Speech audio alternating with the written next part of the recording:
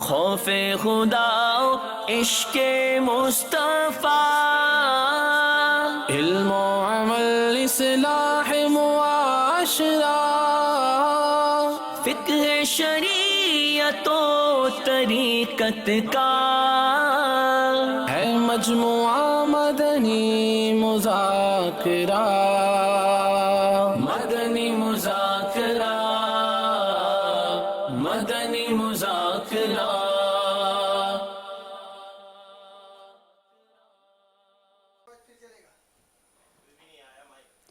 والصلاة والسلام على خاتم النبيين أما بعد فأعوذ بالله من الشيطان الرجيم بسم الله الرحمن الرحيم الصلاة والسلام عليك يا رسول الله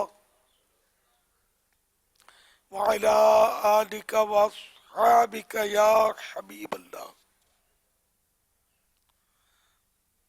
الصلاة والسلام عليك يا نبي الله وعلى آلك وأصحابك يا نور الله۔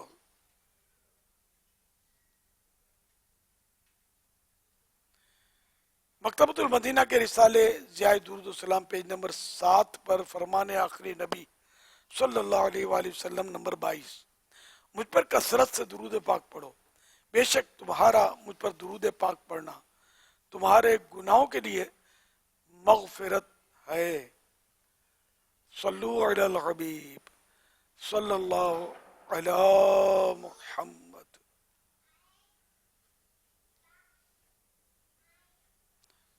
چودہ سو 42 ہجری کے ماہ رمضان المبارک کا الحمدللہ آج 15واں روزہ ہے۔ عصر کی نماز کے بعد والا مدنی مذاکرہ شروع ہو چکا۔ اب سوالات کیجئے، ہر سوال کا جواب وہ بھی بے ثواب دے پاؤں یہ ضروری نہیں، بند پڑا تو عرض کرنے کی کوشش کی جائے گی، بھول کر تپائیں فوراً میری اصلاح فرمائیں، مجھے آئیں بائیں شائیں کرتا اپنے موقع پر بلا وجہ اڑتا نہیں، شکریہ کے ساتھ رجوع کرتا پائیں گے انشاءاللہ الکریم۔ صلو علی الحبیب صلی اللہ علی محمد۔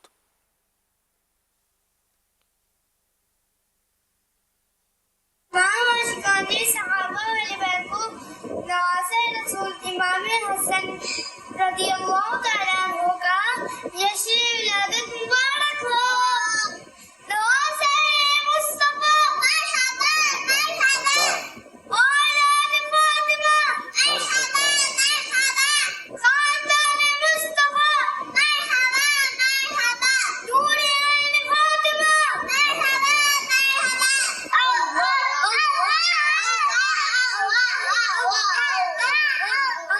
باپا جان، میرا نام عائشہ مرزا ہے، میری طرف سے آپ کو امام حسن کی یوم ولادت مبارک ہو۔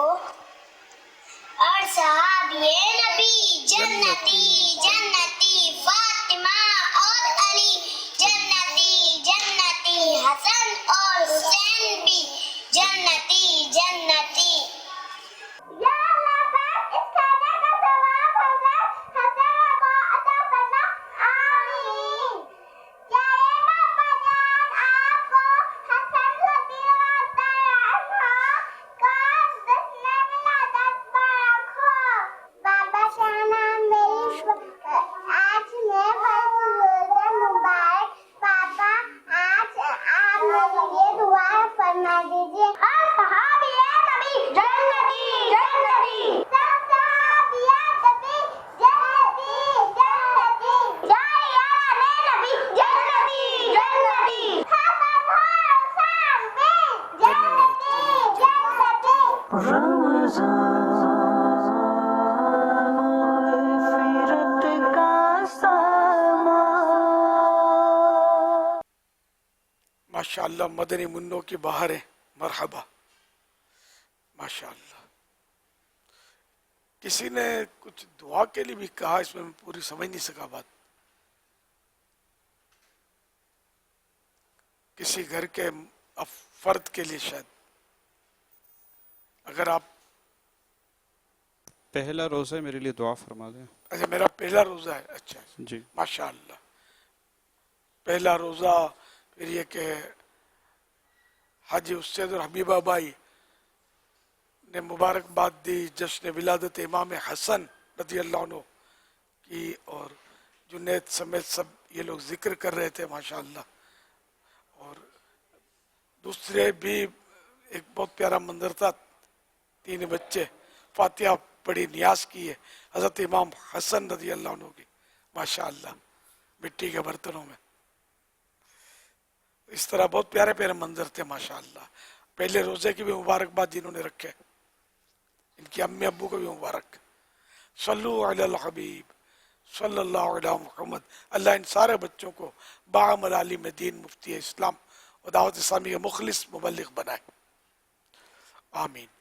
بجاہ نبی الامین صلی اللہ تعالی علیہ وآلہ وسلم. صلو علی الحبیب صلی اللہ علیہ محمد. میرا نام مبین اتاری ڈربی یو کے سے بول رہا ہوں. پیارے باپا جان، بری نظر کیسے لگتی ہے اور ہمیں نظر سے کیسے بچنا چاہیے؟ میں آپریشن کے لیے جا رہا ہوں، میرے لیے دعا ارشاد فرما دے، اور میرے لیے بہن اور بھائی کے لیے اور والدین کے لیے صحت اور سلامتی اور مغفرت کی دعا ارشاد فرما دے. جزاک اللہ خیرہ. ویاکم.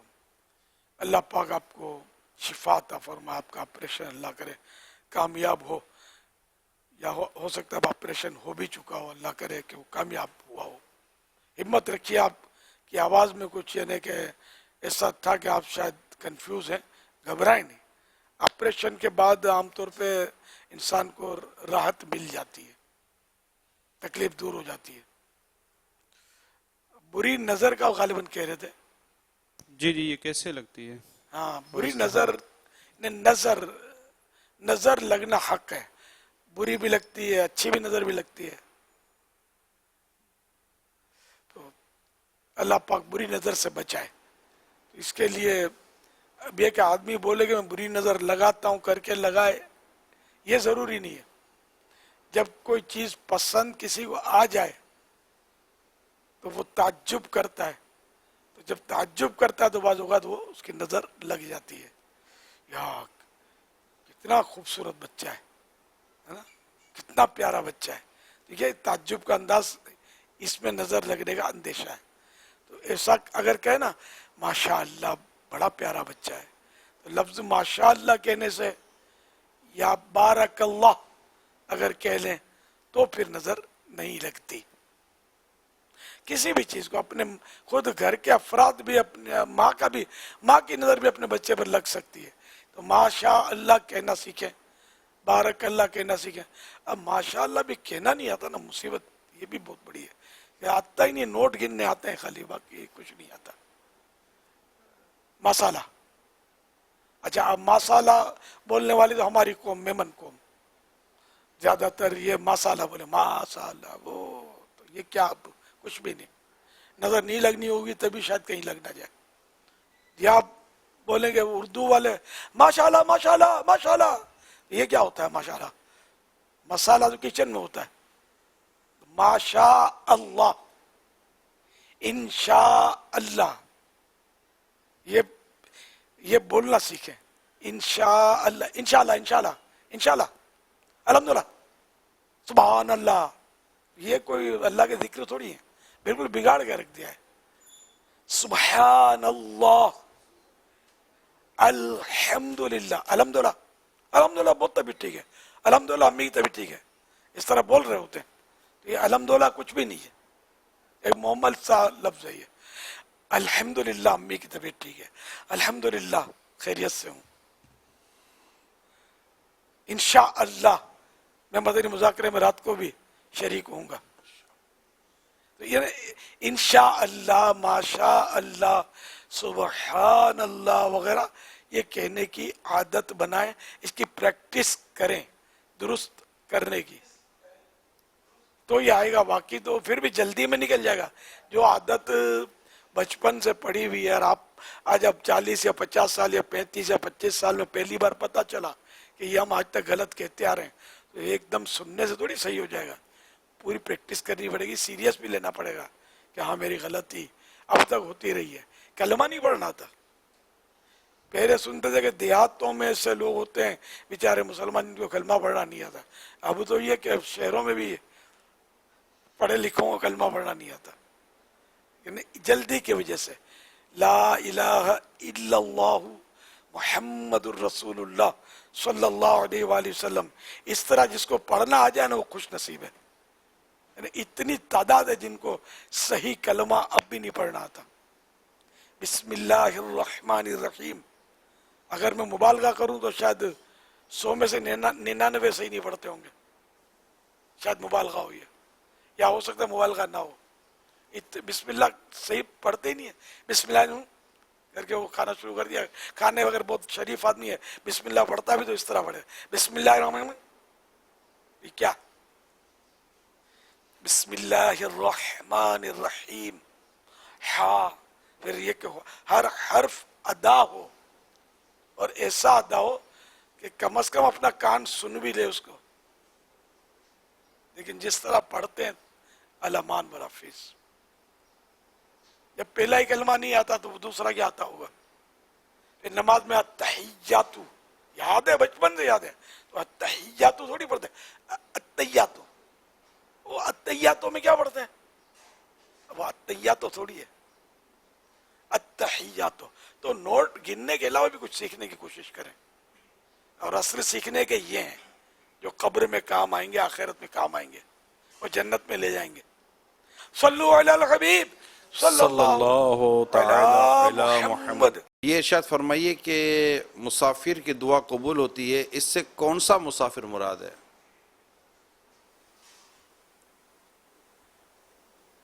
اللہ بہتر جانے. ویسے مسافر ہم لوگ تو مدنی قافلے کا مسافر کراچی ٹو کراچی جو سفر کر رہا ہے اس کو سفر بھی کہتے ہیں، مدنی مسافر بھی کہتے ہیں. لیکن ایکچولی یہ مسافر نہیں ہے.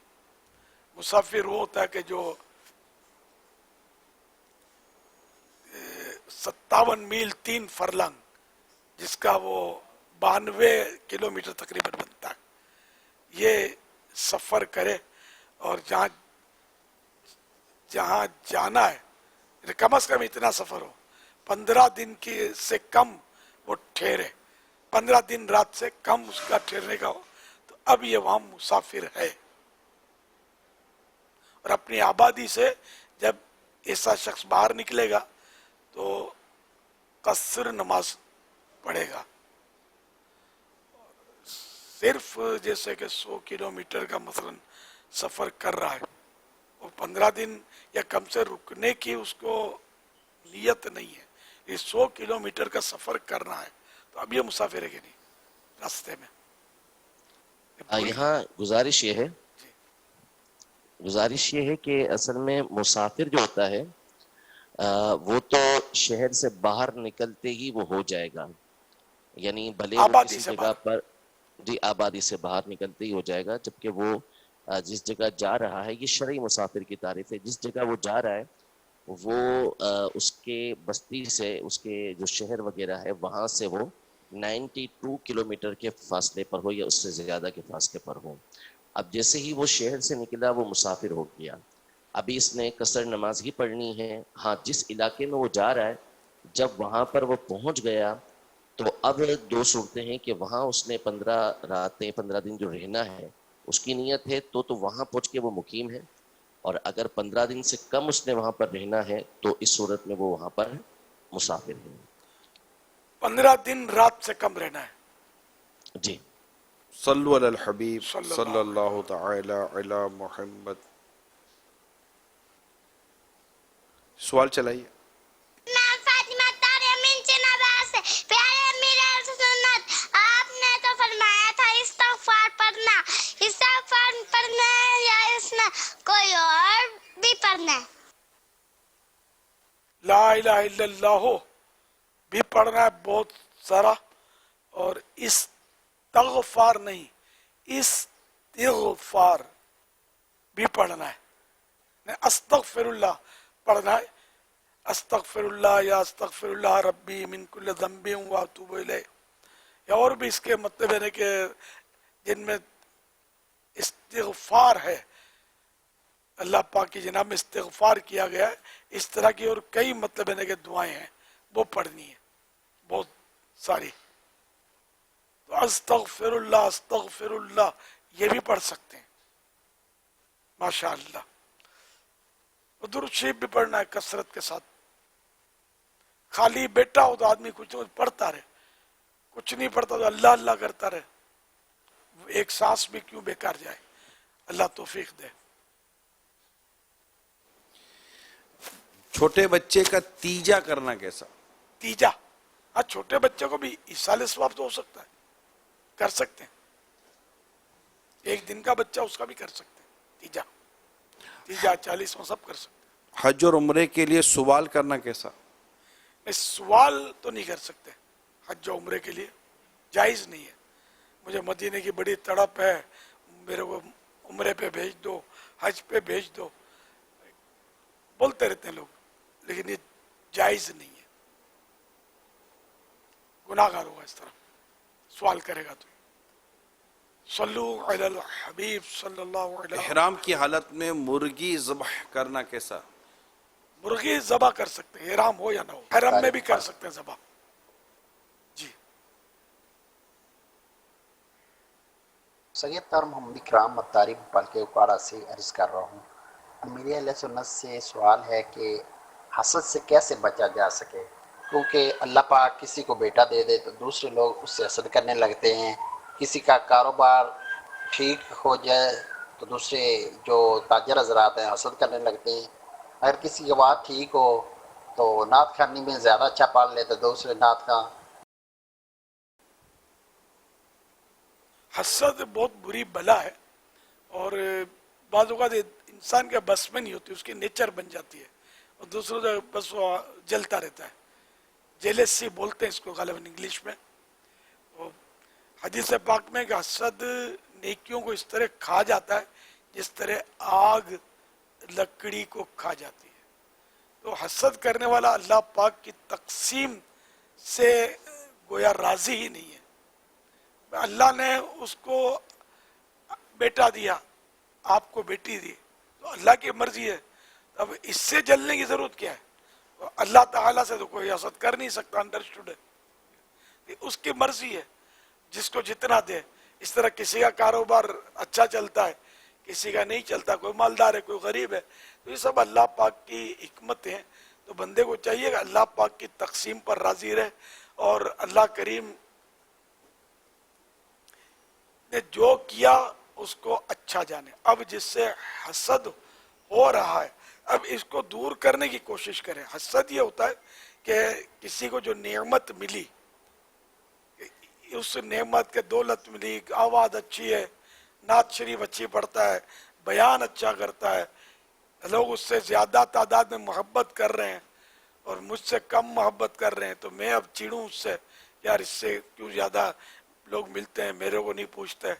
تو اس طرح مطلب حسد ہوتی ہے, اور جی چاہتا ہے, دل میں یہ بات آتی ہے کہ اس کو یہ جو نعمت ملی ہوئی ہے اس طرح کی عزت شہرت وغیرہ, یہ اس کی چلی جائے, ضائع ہو جائے, دولت اس کی چلی جائے, مال کو اس کے آگ لگ جائے, بچہ اس کا بیمار ہو جائے یا مر جائے, بہرحال یہ کہ اس کی نعمت اس سے چلی جائے.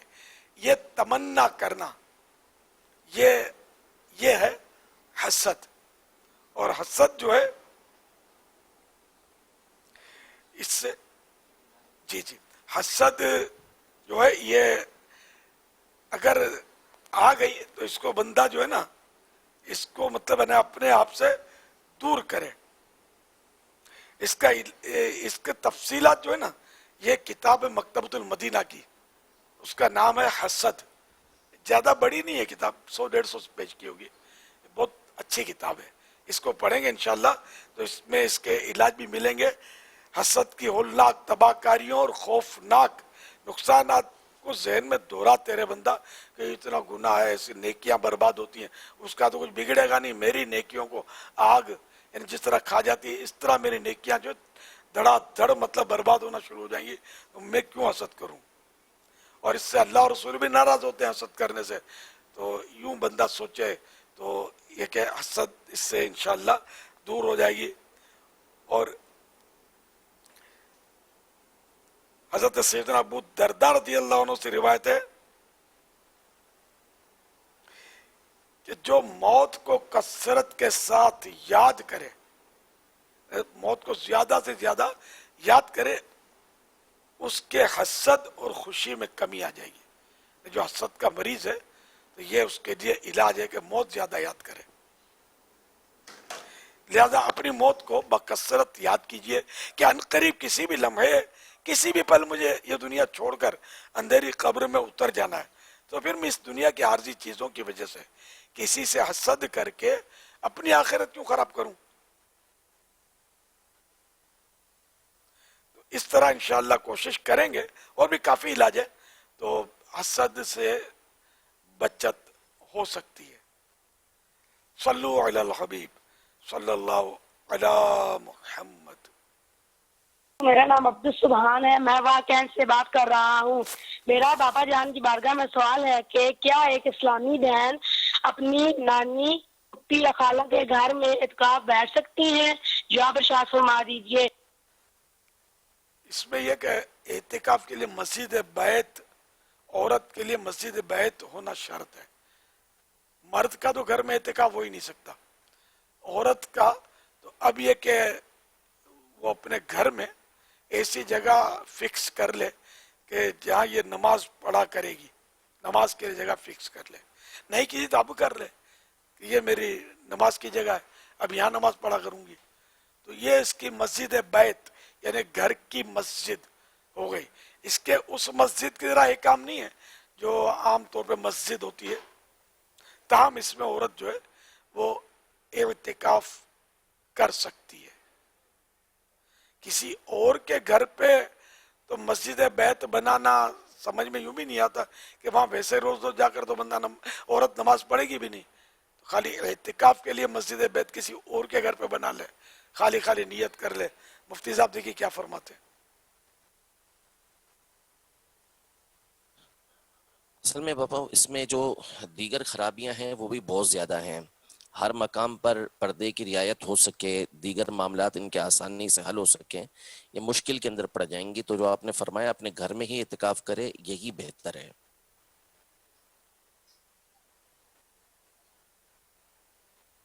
صلو علی الحبیب. میرا امیر اہل سنت کی بارگاہ میں یہ سوال ہے کہ رمضان میں فوت شدگان سے یہ 3 سوال مطلب درگزر ہو جائیں گے جو پوچھے جاتے ہیں کہ من ربو کا ما دینو کا، اور تیسرا سوال کیا ان کی مطلب معافی ہو جائے گی جو رمضان میں فوت ہوگا، اور میری والدہ کی تندرستی کے لیے دعا فرما دیں. اللہ پاک آپ کی امی جان کو شفا کاملہ عاجلہ نافعہ عطا فرمائے. یہ کہ لفظ معاف ہو جانا تو اس کو نہیں کہتے، یعنی یہ کہ قبر کا عذاب نہیں ہوتا. یہ تو ہے مطلب لکھا ہوا ہے کہ جو رمضان میں فوت ہوتا ہے اس کو قبر کا عذاب نہیں ہوتا. المعتقد میں لکھا ہے کہ جو رمضان شریف میں فوت ہو اس سے سوالات قبر نہیں ہوتے. سوالات ہوں تو اس میں ایک مومن کامل ہے، نیک بندہ ہے، تو اس کے لیے تو بڑی راحت کا سامان ہے. جان تو جاتے ہی جائے گی، جان تو جاتے ہی جائے گی، قیامت یہ ہے کہ یہاں مرنے پہ ٹھہرا ہے نظارہ تیرا. سرکار کا دیدار بھی تو ہوگا جس سے سوالات ہوں گے. تو جو نیک بندہ ہے، عاشق رسول ہے، ایمان سلامت دے کر گیا ہے، اللہ جس سے راضی ہے، تو اس کے لیے سوالات کوئی اتنا بڑا مشکل نہیں ہے. اور وہ تو سرکار کا دیدار کر کے مچل جائے گا، جنت کی کھڑکی کھلے گی. اور شامت تو مطلب ایکچولی شامت جو ہے نا وہ کفار کی ہے کہ ان کو جو سوالات ہوں گے وہ ہر سوال کے جواب میں کہے گا ہے ہاتھ لا ادری، افسوس افسوس مجھے کچھ بھی معلوم نہیں ہے. اور اس کے لیے جنت کی کھڑکی کھلے گی، فوراً بند ہو جائے گی، اور جہنم کی کھڑکی اب کھل جائے گی. اور اس کو کہا جائے گا تو سوال کے جوابات صحیح دیتا تو تیرے لیے وہ جنت والی کھڑکی ہوتی جس سے اس کو حسرت بالائے حسرت ہوگی، بہت زیادہ حسرت ہوگی. کتنی بڑی نعمت ملنے والی تھی جو چھن گئی مجھ سے، یعنی اس سے مجھے محرومی ہوئی کہ میں نے کفر کیوں کیا. اور یہ اب 99 अजदहे 99 कोबरा भी बोलते हैं, वो नाग को बोलते हैं कोबरा। अजदा ये बहुत बड़ा सांप होता है। बहरहाल 99 सांप जो है उससे लिपट जाएंगे, उसको डसेंगे और उसको मतलब काटते रहेंगे क़यामत तक।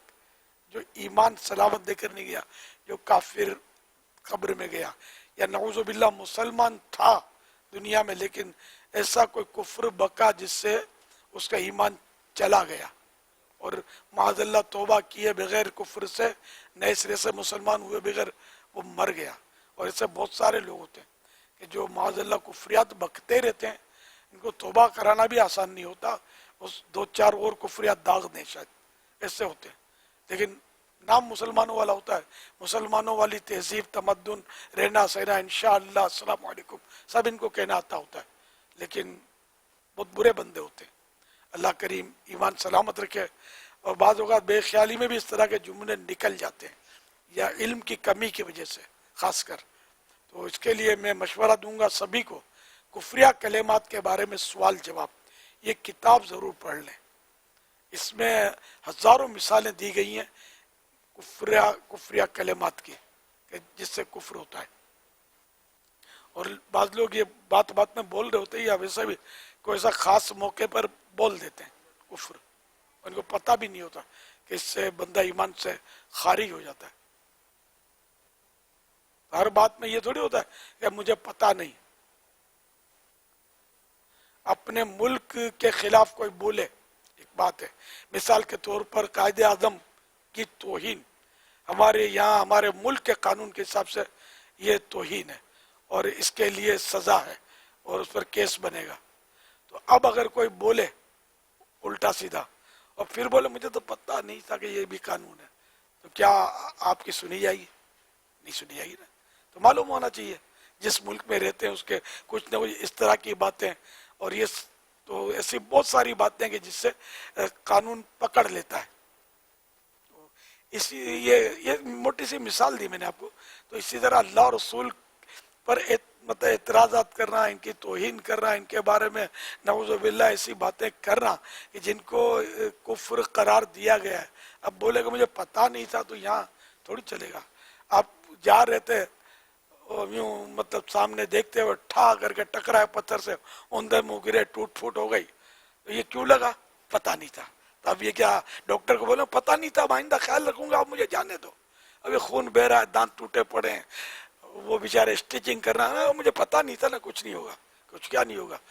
और आप तो खैर इलाज करेंगे, एक बात है, चोट तो आई ना आपको, पता नहीं था। तो हर बात में ये नहीं होता पता नहीं था। आपको देख कर चलना चाहिए, नीचे नजर रखनी चाहिए देखते वक्त, ताकि कोई चोट ना आए, गड्ढे में हम गिर ना पड़े। तो इस तरह नीचे भी देख ले, थोड़ा दाएं भी देख ले, थोड़ा बाएं भी देख ले, थोड़ा सामने भी देख ले, मौके की मुनासिबत से कि कहीं आपको चोट ना आ जाए। और ये सब देख भी रहे होते हैं, मैं वैसे ही कह रहा हूँ समझाने के लिए। तो दीन के मामले में कुछ देखने की जरूरत ही नहीं है, वे अंधी चला रहे होते हैं। दुकान बंद करना आती है, नोट गिनना आते हैं, खाना आता है, मुंह के बदले नाक में नहीं डालते, मुंह में ही डालते हैं। सब कुछ आता है, नहीं आता तो दीन नहीं आता, इस्लाम की बातें नहीं आती। अफसोस हमारी जिंदगी पर। सल्लु अलल हबीब सल्लल्लाहु अलैहि मुहम्मद। अगर आज के पेरेंट्स जो वालिदैन हैं, अगर वो इन तमाम तर चीज़ों को सीरियस लें जो भी आपने अपना दर्द बयान फरमाया है, और इससे फिर अपनी औलाद में बचपन से ही उनको बताना, ईमान, कुफ्र, एहतियात, तहारत, इस तरह के जितने भी मामलात हैं अगर बताना शुरू करें तो यकीन माने आने वाले वक्त को हम आज से बेहतर बनाने की कोशिश कर सकते हैं। इसके लिए किताबें मौजूद हैं, बयानात मौजूद हैं। दावत इस्लामी के यूट्यूब पर हमारे तकरीबन मोर देन 45,000 वीडियोस मौजूद हैं। इतना इजी है आपको एक्सेस कि आप सिर्फ टॉपिक लिखें, इंशाल्लाह आपके सामने वीडियोस आ जाएंगे। हमारे पेजेस मौजूद हैं, तकरीबन 1.5 करोड़ के आसपास अल्हम्दुलिल्लाह हमारे पेजेस के ऊपर इसका ट्रैफिक है, टर्नओवर है, लोग आते हैं, सुनते हैं और सब्सक्राइब करते हैं, लाइक करते हैं। तो आसान बन जाता है अगर आप कोशिश करें तो, और अपने आने वाली नस्लों को खुद भी बचेंगे हम, इंशाल्लाह हमारी नस्लों को भी बचा सकेंगे। पेरेंट्स खुद भी सीखे। पेरेंट्स से वही अपने میں نے دیکھا ہے पापा जिस طرح آپ کے بچوں کو بھی ہم نے دیکھا ہے کہ انہوں نے جس طرح آپ سے سیکھا ہے اس طرح ہم ان کی زندگی کا انداز دیکھ رہے ہوتے ہیں. تو اب دیکھیں نا بچہ بزنس بھی سیکھتا ہی ہے نا, والد سکھاتے ہیں, ساری لینگویج سیکھتے ہیں تو ٹیچر سکھاتے ہیں. کوئی بھی بچپن سے چیزیں سیکھ کر تو پیدا نہیں ہوتا ماں کے پیٹ سے, سیکھ کر ہی اس کو آ رہا ہوتا ہے. اتنا بڑا چارٹرڈ اکاؤنٹنٹ بن جاتا ہے, MBBS کر لیتا ہے, MBA کر لیتا ہے, اتنے بڑے بڑی مطلب پروفیشنس ڈگری حاصل کر لیتا ہے, کتنے ٹاپکس میں PhD کر لیتا ہے, تھیسس لکھ لیتا ہے. اتنا سب کچھ کر رہا ہوتا ہے تو ڈیفینیٹلی سے سیکھا ہے نا, کتنا غور کرتے ہیں. تو اب ہم اسکول کے دور میں مجھے یاد ہے جب ہم اسٹڈی سینٹر میں پڑھنے جاتے تھے, اچھی خبر آپ کو یاد ہوگا, وہاں پر ایک اسٹڈی سینٹر ہوتا تھا, وہاں میں بھی پڑھنے جاتا تھا. تو وہ پڑھنے, لیکن میں دیکھتا وہ بہت جو پڑھاکو ہوتے تھے نا, بہت پڑھاکو, ان کے کپڑے بھی وہ لاکر میں رکھے ہوتے تھے. یہ وہیں پر نانا دھونا رہنا, وہی کرسیوں پر سو جاتے تھے, وہی کپڑے نکال کے ان کو پڑھنا ہوتا تھا. ہمیں بتاتے تھے کہ یار یہ کر رہے ہیں, یہ ڈگری حاصل کر رہے ہیں. تو اتنی محنت کی جاتی ہے ان چیزوں کے لیے, دین کے لیے. واقعی بہت بڑی ہماری یہ محرومی ہے. جی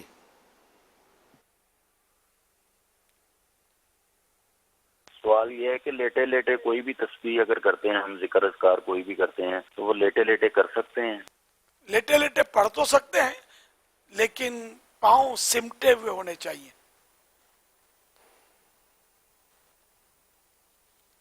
جی فیصلہ سے بات کر رہا ہوں, رانا منظور ہے میرا نام. اور سوال سر یہ ہے کہ اللہ تعالی رب العالمین کی جو قربت ہے, رب العالمین کا جو نور ہے, اس کو کس طرح حاصل کیا جا سکتا ہے؟ اس کے لیے کون سا وظیفہ پلیز کوئی بتائیے جس سے یہ اللہ کا نور اور اس کی قربت میسر ہو.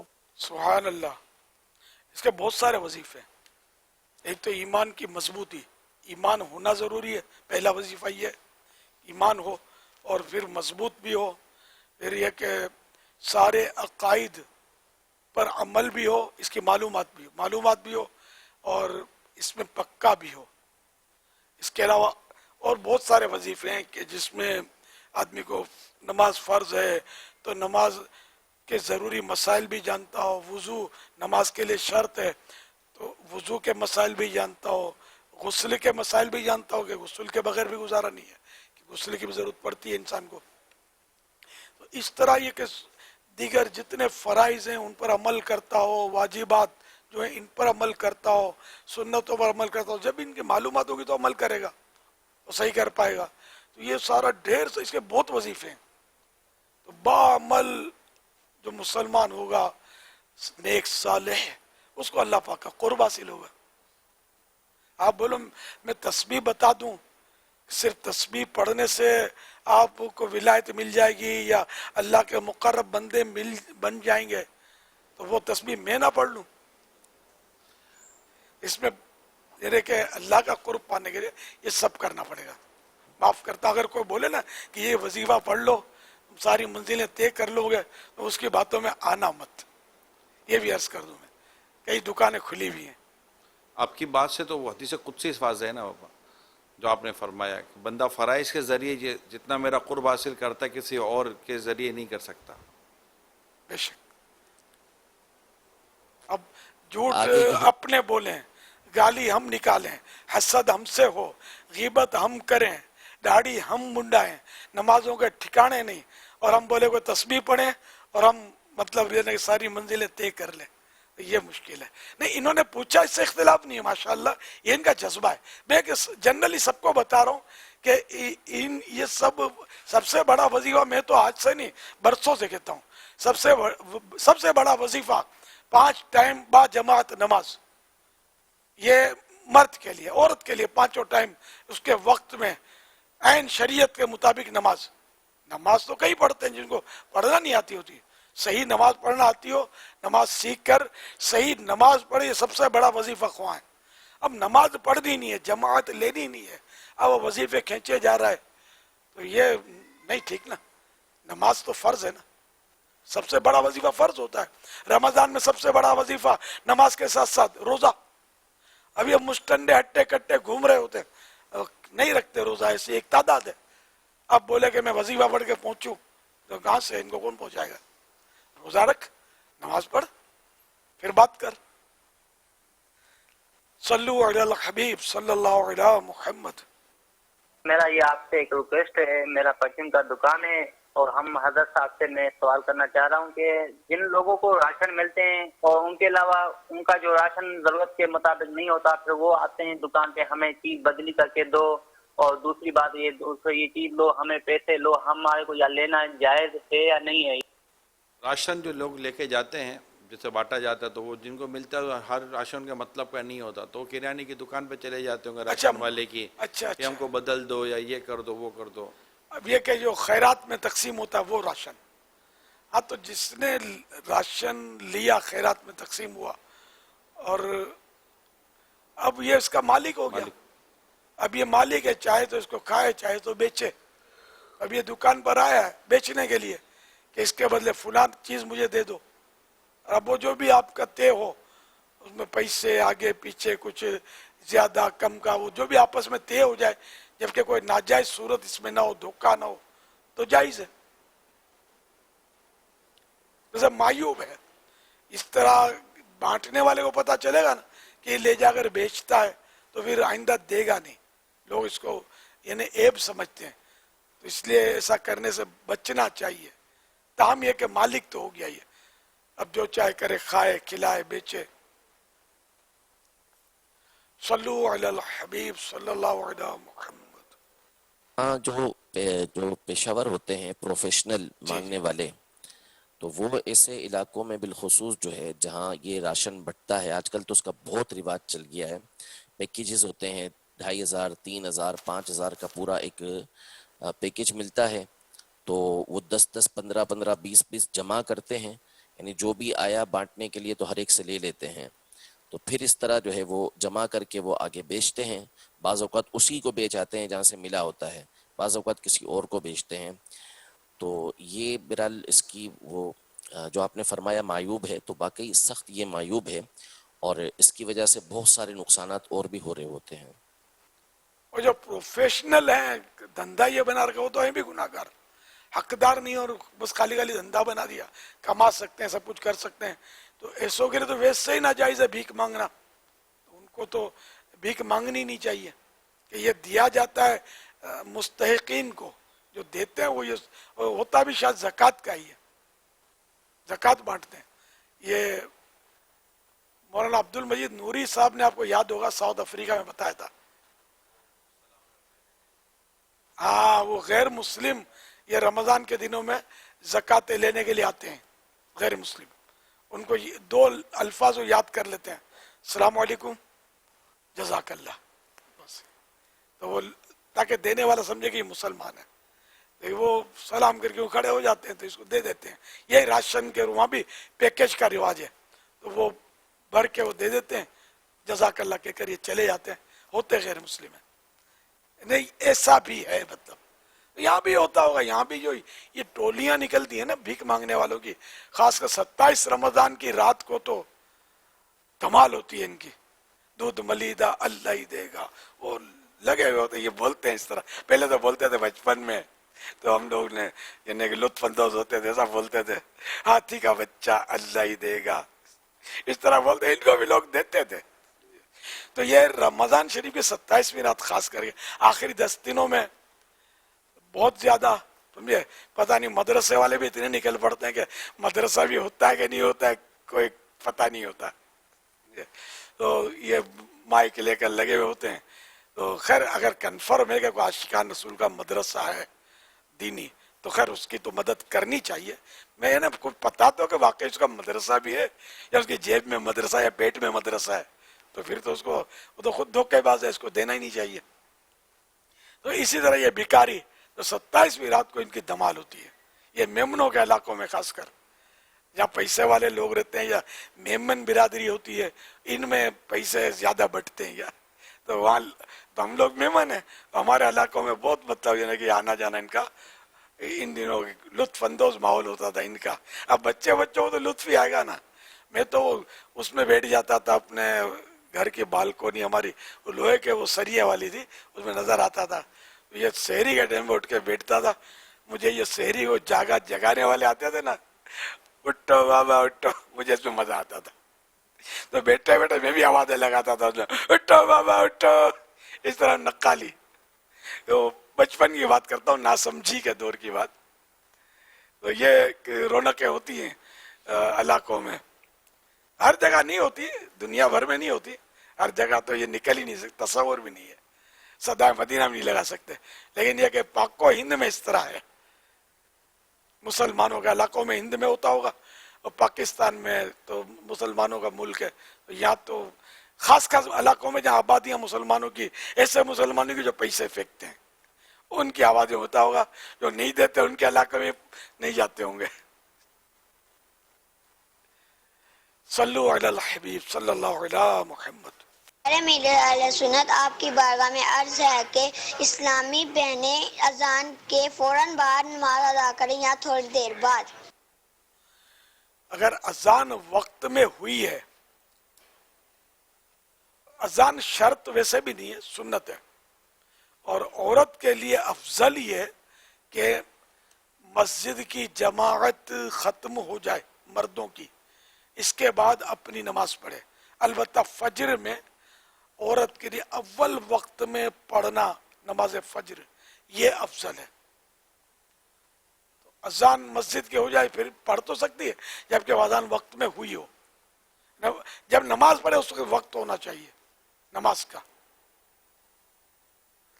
صلو علی الحبیب صلی اللہ علیہ محمد.